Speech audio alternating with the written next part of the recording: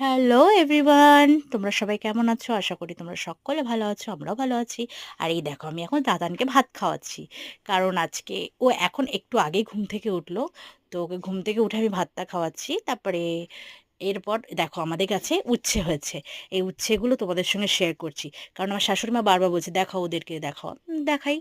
তো এই দেখো, তো একটু আগে ও ঘুম থেকে উঠেছে। তো উঠে ও খুব কাঁদছিল। তো কাঁদার সময় ও আমাকে দেখতে পায় না, পাশে ও ঠাম্মিকে দেখতে পায়।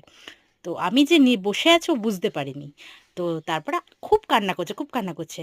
তারপর ঠাম্মি নিয়েছে, তখন ওর কান্না থামছে না। তারপরে আমি আসলাম, ওকে কোলে নিলাম, নিয়ে আমার বুকের ওপর মাথা রেখে চুপ করে ওর কান্নাটা আস্তে করে বন্ধ হয়ে গেল।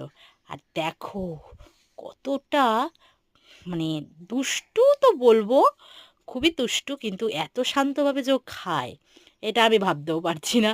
কারণ যখন ভিডিও হয় ও ঠিক বুঝে যায় যে ভিডিও হচ্ছে। দেখছো গাইস, দেখো ঠিক বুঝে গেছে যে ভিডিও পাশে হচ্ছে। ও